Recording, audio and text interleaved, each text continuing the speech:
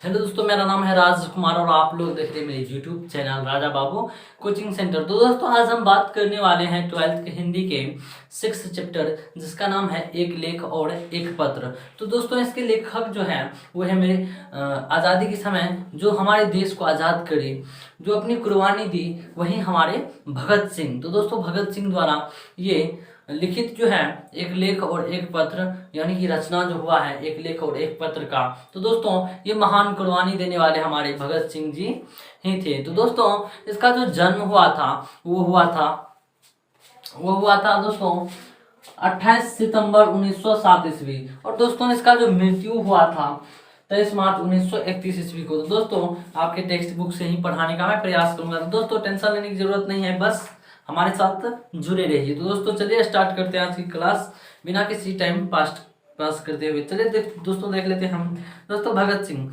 जी हाँ दोस्तों, भगत सिंह जो कि हमारे देश में कुर्बानी में अपनी बहुत ही अहम भूमिका निभाई है। चलिए आगे देख लेते हैं दोस्तों।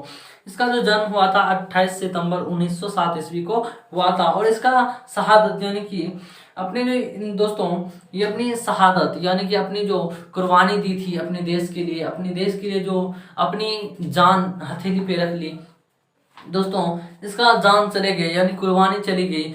23 मार्च 1931 ईस्वी में निधन हो गया। शाम 7:33 में लाहौर षड्यंत्र केस में फांसी की सजा सुना दी। हमारे देश भारत की शहादत में भगत सिंह का नाम लिया गया है। तो दोस्तों हमारे देश की शहादत हम भगत सिंह जी दे दिए। तो चलिए दोस्तों आगे देख लेते हैं। जन्म स्थान दोस्तों हमारे जो भगत सिंह थे उसका जन्म स्थान कहाँ था यानी कि वो कहाँ से बिलोंग करते थे, कहाँ रहते थे, चलिए देख लेते हैं बारीकी से। बंगाचक वार्ड नंबर 105 यानी कि 105 गोंगेरा ब्रांच, वर्तमान लाईपुर पाकिस्तान।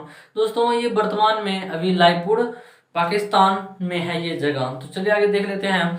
इसका दोस्तों पैतृक गांव, दोस्तों इसका पैतृक गांव था खटगर गलौ पंजाब, जो कि पंजाब में उपस्थित है। चलिए आगे देख लेते हैं दोस्तों। इसके माता जी का नाम था विद्यावती देवी और पिताजी का नाम था सरदार किशन सिंह। चलिए आगे देख लेते दोस्तों। परिवार, दोस्तों इसके परिवार के बारे में चर्चा कर लेते हैं थोड़ा। तो दोस्तों इसके परिवार थे संपूर्ण परिवार स्वाधीनता सेनानी। दोस्तों कहने का अर्थ है कि उसके संपूर्ण परिवार ही सेना में रह चुके हैं। चलिए आगे देख लेते हैं। पिता और चाचा अजीत सिंह लाला लाजपत राय के सहयोगी अजीत सिंह को मांडले जेल में देश निकाल दिया गया था। कहने का अर्थ है दोस्तों अजीत सिंह जो थे अजीत सिंह को मांडले जेल में देश निकाला दिया गया था। चलिए आगे देख लेते हैं। बाद में विदेशों में जाकर मुक्ति संग्राम का संचालन करने लगे। बाद में दोस्तों वे विदेशों जाकर जो है मुक्ति संग्राम यानी कि मुक्ति करने का जो हमारे भारत का जो था उसका संचालन करने लगे दोस्तों। चलिए आगे देख लेते हैं। छोटे चाचा सरदार स्वर्ण सिंह भी जेल चले गए। उसके जो छोटे चाचा थे दोस्तों जिसका नाम था सरदार स्वर्ग सिंह, वो भी जेल चले गए। तो चलिए आगे देख लेते हैं। जेल की यातनाओं के कारण 1910 में उनका निधन हो गया। उसके छोटे चाचा का 1910 में निधन हो गया। चलिए आगे देख लेते दोस्तों। भगत सिंह का शहादत के बाद उनके भाई कुलवीर सिंह और कुलंतार सिंह की देवली कैंप जेल में रखा गया था, जहां वे 1946 तक रहे और पिता अनेक बार जेल गए। तो दोस्तों इसके जो पिताजी थे वो भी अनेक बार जेल चले गए थे। चलिए आगे देख लेते दोस्तों। इसके शिक्षा कहाँ से प्रारंभ हुई, चलिए आगे देख लेते हैं। पहले 4 साल की प्राइमरी शिक्षा अपने गाँव बंगा में। दोस्तों ये जो पहले यानी कि शुरुआती में जो अपना स्टडी स्टार्ट किया, पढ़ाई स्टार्ट किया, अध्ययन करना स्टार्ट किया, तो दोस्तों प्राइमरी स्कूल अपने गांव यानी कि बंगा में ही अपना स्टडी तैयार किए और अध्ययन करना जारी रखे। चलिए आगे देख लेते हैं। 4 साल तक इन्होंने अपना गांव से ही तैयारी की। चलिए आगे देख लेते हैं। फिर लाहौर के DAV स्कूल से वर्ग 9 तक पढ़ाई की दोस्तों। फिर उन्होंने DAV स्कूल नामक जो कि लाहौर में है, तो लाहौर तो भी फिलहाल पाकिस्तान में है, तो उसी स्कूल में अपनी 9 क्लास तक पढ़ाई की। चलिए आगे देख लेते हैं। बाद में नेशनल कॉलेज लाहौर से FA किया और BA के दौरान पढ़ाई छोड़ दी और क्रांतिकारी दल में शामिल हो गए। बीए के दौरान जो है दोस्तों, मतलब बीए जब कर रहे थे हमारे भगत सिंह, तो उसी के दौरान अपने देश के शहादत के लिए क्रांतिकारी दल में शामिल हो गए। तो चलिए आगे देख लेते हैं प्रभाव, इसके कुछ क्या प्रभाव पड़े आखिर। तो चलिए देख लेते हैं क्या प्रभाव पड़े। बचपन में करतार सिंह सराभा और 1914 के गदर पार्टी के आंदोलन के प्रति तीव्र आकर्षण, सराभा की निर्भीक कुर्बानी का मन पर अस्थायी और गहरा असर, और 16 नवंबर 1915 का सराभा की फांसी के समय भगत सिंह की उम्र 8 वर्ष थी। दोस्तों जब 16 नवंबर 1915 ईस्वी के सराभा को फांसी दिए गए तो उसकी उम्र मात्र 8 वर्ष थी। तो समझ ही गए होंगे कितना छोटे होंगे हमारे भगत सिंह, 8 वर्ष की। चलिए आगे देख लेते हैं, छोटे हाइट में ना कि दिमाग में। तो समझ ही गए होंगे क्या कहना चाहता हूं मैं। चलिए आगे देख लेते हैं, वे सराभा का चित्र अपनी जेब में ही रखते थे। दोस्तों 16 नवंबर 1915 ईस्वी को सराभा को जब फांसी दिया गया था, तो दोस्तों उसका जो तस्वीर था, उसका जो फोटो था, उसका जो पिक था दोस्तों, वो अपनी जेब में ही लेकर चलते थे हमारे भगत सिंह। तो चलिए आगे देख लेते हैं गतिविधियों, उसको आखिर क्या गतिविधियां था। तो चलिए आगे देख लेते हैं कि गतिविधियां क्या क्या थे। तो दोस्तों 12 वर्ष की उम्र में जालियांवाला बाग हत्याकांड की मिट्टी लेकर क्रांतिकारी गतिविधियों की शुरुआत की। तो दोस्तों 12 वर्ष की उम्र में ही हमारे भगत सिंह जो महान क्रांतिकारी आदमी थे अपने शहादत देने के लिए, तो दोस्तों उन्होंने मात्र 12 साल की उम्र में ही जालियांवाला बाग हत्याकांड जहां हुआ था जालियांवाला बाग में, तो दोस्तों उस जगह जो है मिट्टी लेकर अपनी क्रांतिकारी दल की शुरुआत कर दी वहीं से। तो चलिए आगे देख लेते हैं, 1922 में चोरी चौरा हत्याकांड के बाद 15 वर्ष की उम्र में कांग्रेस और महात्मा गांधी से मोह भंग, और 1923 में पढ़ाई और घर छोड़कर कानपुर गणेश शंकर विद्यार्थी के पत्र प्रताप में शामिल हो गए। तो दोस्तों 1923 के दौरान जो है वो सब कुछ छोड़ छाड़ के अपना कानपुर गणेश शंकर विद्यार्थी पत्र में प्रताप में सेवाएं दी। चलिए आगे देख लेते हैं, 1926 में अपने नेतृत्व में पंजाब में नौजवान भारत सभा का गठन किया। दोस्तों 1926 ईस्वी में जो है दोस्तों उन्होंने नौजवान भारत सभा गठन का, जो कि पंजाब में किया था, इस गठन का शुरुआत, यानी कि नौजवान भारत सभा गठन का शुरुआत पंजाब में किया था। तो आगे देख लेते दोस्तों, जिसकी शाखाएं विभिन्न शहरों में स्थापित की गई। 1928 से 1931 ईस्वी तक चंद्रशेखर आजाद के साथ मिलकर हिंदुस्तान समाजवादी प्रजातांत्रिक संघ का गठन किया। तो दोस्तों 1928 से 1931 के बीच चंद्रशेखर आजाद जो थे हमारे देश में, वो भी अपनी भूमिका दिए थे। तो दोस्तों उन्हीं के साथ रहकर उन्होंने क्रांतिकारी आंदोलन सहन के हिंदुस्तान समाजवादी प्रजातांत्रिका सेव का गठन भी किया था। तो चलिए आगे देख लेते हैं, क्रांतिकारी आंदोलन सघन रूप से छेड़ दिया। तो 8 अप्रैल 1929 को बुटकेश्वर दत्त और राजगुरु के साथ केंद्रीय असेंबली में बम फेंका और गिरफ्तार हो गया। तो दोस्तों 8 अप्रैल जो 1929 ईस्वी था, उसमें उन्होंने बुटकेश्वर दत्त और राजगुरु के साथ मिलकर केंद्रीय असेंबली में बम फेंक दिया, और उसी के कारण हमारे भगत सिंह जो थे महान कवि, उसको जो है दोस्तों जेल चले गए। तो चलिए आगे देख लेते हैं दोस्तों, उसकी पहली गिरफ्तारी, यानी कि जब वो पहले बार गिरफ्तार हुआ था, तो इस ईस्वी का नाम था दोस्तों, उस ईस्वी का अक्टूबर 1926। दोस्तों अक्टूबर का महीना था और 1926 ईस्वी था, और दशहरा मेले में हुए बम विस्फोट के कारण मई 1927 में हुई। और दोस्तों दशहरा में बम विस्फोट के कारण, दशहरा जो मेला होता है हमारे हिंदुओं का, तो दोस्तों उसमें जो होता है 10 दिन का पर्व लगता है, तो उसी के दौरान फिर 1927 में बम विस्फोट के दौरान इसको गिरफ्तार कर लिया गया पुनः। चलिए आगे देख लेते हैं दोस्तों, इसके कुछ कृतियां क्या थे नहीं थे वो जान लेते हैं। तो दोस्तों पंजाब की भाषा और लिपि की समस्या हिंदी में 1924 ईस्वी में, दोस्तों पंजाब की जो भाषा है और लिपि की समस्या है, इन्होंने हिंदी में प्रकाशित किए थे 1924 ईस्वी में। और दूसरा है दोस्तों विश्व प्रेम, जो कि कलकत्ता के मतावाला में 1924 में प्रकाशित हिंदी लेख किए, यानी कि हिंदी में किए थे प्रकाशित। चलिए आगे देख लेते हैं युवक। युवक जो है दोस्तों मतवाला में 1924 में प्रकाशित किए, वो भी हिंदी में ही। चलिए आगे देख लेते हैं मैं नास्तिक क्यों हूँ। तो दोस्तों ये जो है 1930 और 1931 के बीच में किए थे।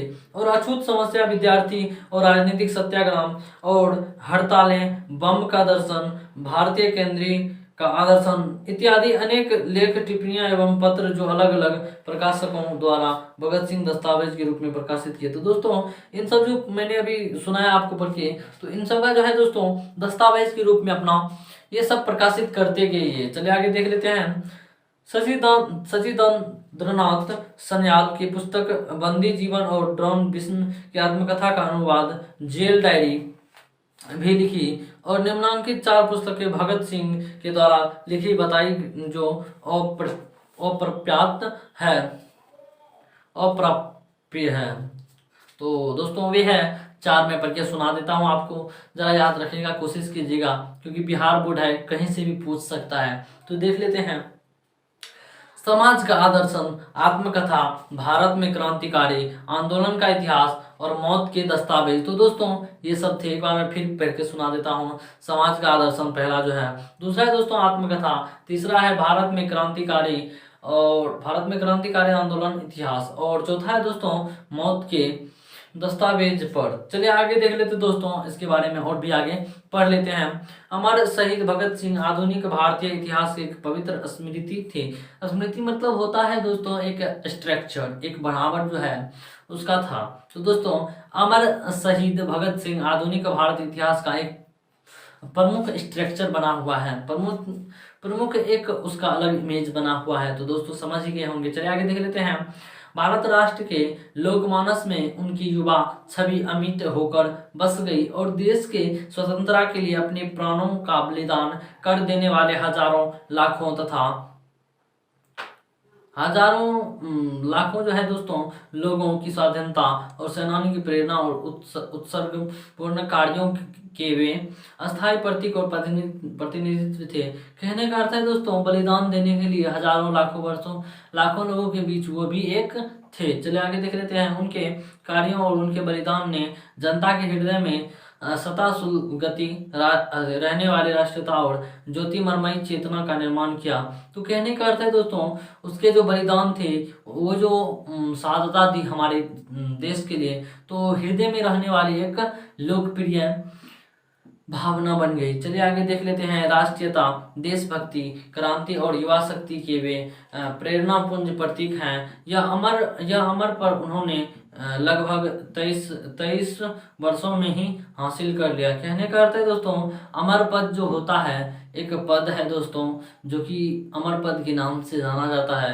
तो दोस्तों उन्होंने मात्र 23 वर्ष की ही उम्र में वो पद, अमर पद जो है उसको हासिल कर लिया। और स्वाधीनता सेनानी के परिवार में जन्म पाकर उन्होंने बचपन में ही देश की स्वतंत्रता के लिए मर मिटने का अविस्मरणीय पाठ पढ़ लिया। कहने का अर्थ है दोस्तों स्वाधीनता सेनानी, उसके परिवार जो थे पूरे स्वाधीनता सेनानी थे। तो दोस्तों उसके कुल में जन्म लेकर, उसके यहाँ जन्म लेकर दोस्तों उन्होंने बचपन में ही अविस्मरणीय पाठ पढ़ लिया, उसका पाठ पढ़ लिया। चलिए आगे देख लेते हैं। उनके भीतर इच्छा, संकल्प, विचार और कर्म का सुदृढ़ अजय और अमोघ शक्ति थी। बचपन से लेकर उठान की युवा शक्ति की शहादत तक का उनका इतिहास यही साबित हुआ। कहने का अर्थ है दोस्तों बचपन से लेकर ही जब तक उसका अपना लाइफ रहा, तब तक उन्होंने अपने इतिहास को इतना अच्छा कर लिया कि आज हम लोग उसको बहुत ही अच्छे से जानते हैं। और दोस्तों हमारे देश के लिए शहादत दिए हैं, तो समझ ही गए होंगे कितना गर्व की बात है हमारे देश के लिए। चलिए आगे देख लेते हैं। देश और जनता की स्वतंत्रता के लिए अप्रोजय संघर्ष तथा सामाजिक समानता, न्याय और सबकी खुशहाली पर टिकी और समाज व्यवस्था के लिए क्रांति के स्वप्न के रूप में उन्हें ऐसा कुछ प्राप्त हो गया था जिसके आगे मृत्यु बहुत छोटी और तुच्छ पड़ने लगी थी। कहने का अर्थ है दोस्तों उसको समाज और लोकप्रिय इतना बन गया था कि दोस्तों वो अपनी मृत्यु जो है उसका जो है, किसी इंसान का मृत्यु जो होता है बहुत डर लगता है। लेकिन हमारे जो भगत सिंह थे उसको लोकप्रिय इतना बढ़ गया था कि मौत उसके सामने बहुत छोटा लगने लगा था, मौत से डर नहीं लगने लगा था। कहने का अर्थ यही है दोस्तों। चलिए आगे देख लेते हैं। नश्वर जीवन के इस महिमाय मूल्य बोध के चलते ही उन्होंने हंसते हंसते फांसी का फंदा अपने गले लगा लिया और झूल गए। सचमुच वे उस पथ पर बढ़े जिसके आगे राह नहीं थी। कहने का अर्थ है दोस्तों, उन्होंने जब फांसी पर चढ़ा तो हंसते हंसते चढ़ गया कि मैं अपना बलिदान दे रहा हूँ अपने देश के लिए। तो समझ ही गए होंगे कि वो कितना बड़ा नायक था हमारे देश के लिए। तो समझ ही गए होंगे दोस्तों कि हम हमारे लिए एक प्रेरणादायक जो है वो भगत सिंह बन गए। तो दोस्तों बहुत ही ज़्यादा प्रेरणादायक नहीं, बहुत ही महत्वपूर्ण प्रेरणादायक बन गए। तो दोस्तों उस पद के आगे सोचिए कोई रास्ता भी नहीं था। तो समझ ही गए होंगे क्या कहना चाहता हूँ मैं कि दोस्तों शहादत दी एक बहुत ही बड़ी बात है। हमारे देश के लिए शहादत देना, समझ ही गए होंगे, पूरा इतिहास में नाम आ जाता है। तो चलिए आगे देख लेते हैं दोस्तों। भगत सिंह का विकास आरंभ से ही उद्देश्य के प्रति समर्पित एवं एक प्रबुद्ध नौजवान के रूप में हुआ। कहने का अर्थ है दोस्तों, हमारे जो भगत सिंह थे प्रारंभिक रूप से ही उद्देश्य प्रति समर्पित एवं प्रबुद्ध नौजवान के रूप में खड़ा हुआ रहा। तो हमारे देश के लिए बहुत ही गर्व की बात है। चलिए आगे देख लेते हैं। लाहौर में छात्र जीवन में ही उनका संग साथ अपने ही जैसे लक्ष्यनिष्ठ जागरूक युवकों के साथ हो गया था। दोस्तों जब वो लाहौर में पढ़ते थे तो दोस्तों उनका जो साथी था, उनका जो फ्रेंड था, उनका जो दोस्त था, उसका जो अपना लोकप्रिय आदमी सब था, तो दोस्तों बहुत ही लक्ष्यनीय था, लक्ष्यनिष्ठ था, जागरूक था सब चीज़ के लिए। तो बचपन से ही उसका साथ, हैबिट वगैरह सब कुछ अच्छा रहा। चलिए आगे देख लेते हैं। इनमें अनेक आगे चलकर उनके साथी क्रांतिकारी बने। तो दोस्तों उसके जो पार्टनर थे, दोस्त थे, अपने जो फ्रेंड था, दोस्तों जो भी बोलिए था, तो दोस्तों वो भी क्रांतिकारी के रूप में उभर कर आया, बने। चलिए आगे देख लेते हैं। एक जागरूक छात्र के रूप में उनकी दृष्टि देश दुनिया के हलचलों और गतिविधियों पर हमेशा बनी रही। अपनी रुचि के पुस्तकों, जिनके साहित्य, राजनीतिक, दर्शन, इतिहास और आदि विषयों पर पुस्तक हुआ करती थी, उन्होंने खूब पढ़ी तथा उनसे प्राप्त ज्ञान के प्रकाश में अपने देश, समाज आदि के बारे में सोच विचार करते रहते थे। दोस्तों वे जो थे राजनीतिक, इतिहास, दोस्तों जो भी लिटरेचर विषय थे वो उन्होंने पढ़े और उन पे गहरा रूप से अपना माइंड सेट किया कि आखिर ये कौन चीज़ है, अपना विचार स्पष्ट किया। दोस्तों इन्हीं सब के कारण हमारे भगत सिंह आज हमारे बीच अमर की तरह उसका नाम है। चलिए आगे देख लेते हैं। उनकी मानसिक जागरूक और सोच विचार की प्रबुद्धता ही वह कारण थी कि घर छोड़ने के बाद कानपुर में गणेश शंकर विद्यार्थी के पास चले गए और वहां उनके पत्र प्रताप की अपनी सेवाएं दी। दोस्तों जब वो कानपुर गए थे गणेश शंकर विद्यार्थी के पास, तो एक पत्र लेकर गए थे जिसका नाम था प्रताप। तो अपनी सेवा वहाँ पे भी वो दिए। चले आगे देख लेते दोस्तों। उन्होंने विभिन्न महत्वपूर्ण विषयों पर लगातार लेख लिखे और उनमें से अपने पत्र पत्रिकाओं में प्रकाशित करवाए। एक चिंतन विचारक के रूप में वे समाजवाद और मार्क्स एंगल्स का विचारधारक से लगातार प्रभावित और अनुप्रेरित होते रहे हैं और क्रांति और समाज व्यवस्था को लेकर उन्होंने सोच इन विचारकों से प्रभावित है। दोस्तों ये जो हमारे थे मार्क्स एंगल्स और विचारधारा के रूप में जो प्रभावित थे और अनुगणित अनुप्रमाणित जो होते रहे, तो दोस्तों इन्हीं सब के कारण उसका सोच और विचार में बहुत ज़्यादा फर्क पड़ा, बहुत ज़्यादा अंतर पड़ा। और आगे देखिए दोस्तों, सामाजिक राजनीतिक चिंतन और विचार के धरातल पर वे अपने समकालीनों से प्राय आगे दिखाई पड़ते हैं।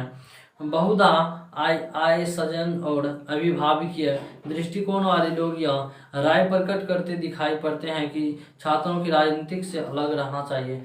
दोस्तों कहने का अर्थ है कि आजकल हमारे जो बड़े बुजुर्ग हैं कहते हैं कि राजनीतिक से थोड़ा हटके रहिए, दोस्तों ऐसा बात नहीं है, राजनीतिक में भी भाग लेना चाहिए, क्योंकि हमारी जो स्टूडेंट लाइफ होता है, छात्र लाइफ होता है, छात्रों लाइफ होता है, सजाने और अभिभावक दृष्टिकोण वाले यह राय प्रकट करते हैं कि दिखाई पड़ते हैं कि छात्रों की राजनीतिक से अलग रहना चाहिए। कहने का अर्थ है दोस्तों कि आजकल जो कुछ ज़्यादा अभिभावक दृष्टिकोण से लोग जो राय प्रकट करते हैं कि राजनीतिक जीवन से अलग रहना चाहिए।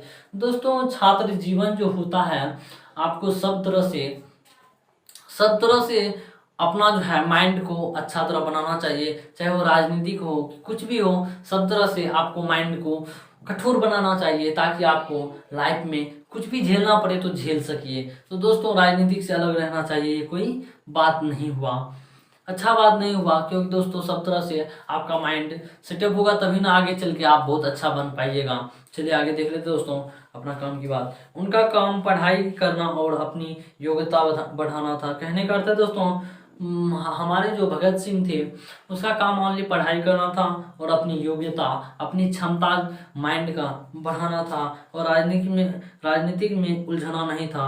और दोस्तों उसको राजनीतिक में उतना ज़्यादा उलझना नहीं था, और गोया राजनीति की पढ़ाई से कोई अस्थाई वैर विरोध भी नहीं था उसको। तो दोस्तों उसको कुछ विरोध भी इससे नहीं था। और छात्र और युवाओं भगत सिंह के विचार इस संबंध में क्या है, वे इस बारे में क्या सोचते हैं, इसका झलक यहाँ भगत सिंह छोटे से निबंध में मिलती है।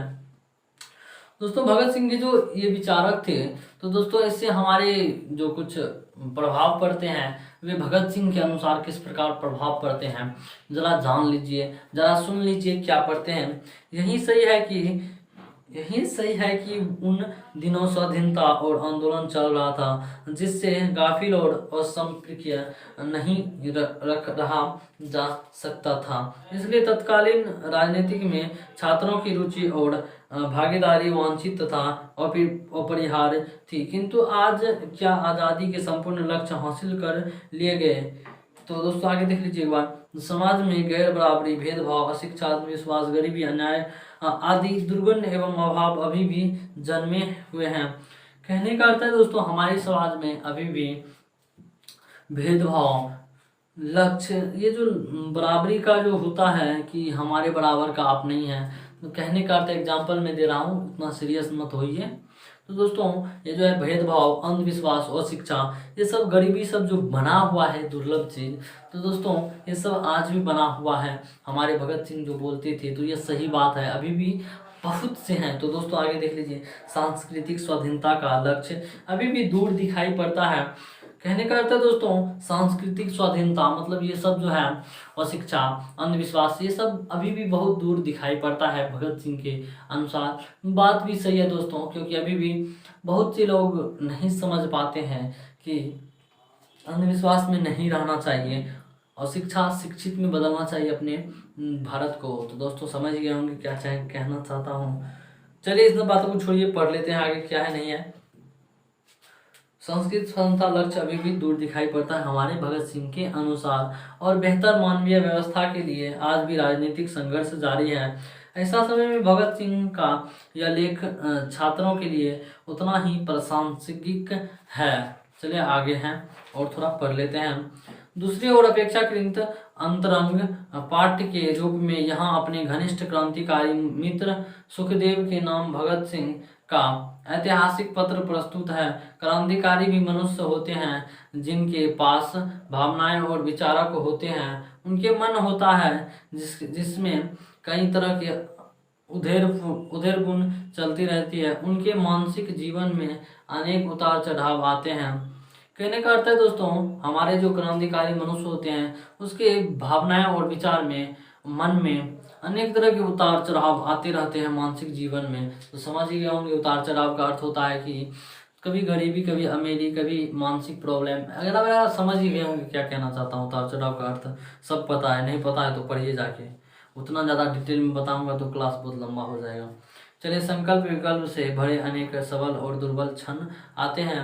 इन सबको देखते समझते हुए अपने उद्देश्य और लक्ष्य के प्रति निष्ठा और विश्वास को बचाए रखना होता है। भगत सिंह और चंद्रशेखर आजाद के नेतृत्व में क्रांतिकारी और संग्राम कर रहा था। अपने साथियों के साथ लगातार अंतरंग संवाद कायम रखकर ही वे सच्चे अर्थों में अनेक अपनी मैत्री निभा सकते थे तथा जरूरी क्षणों में उनकी सहेज संभाल रख सकते थे। इस पत्र से भगत सिंह के सुखदेव बीच के अंतरंग संवाद एक शिक्षा प्रद झलक मिलती है।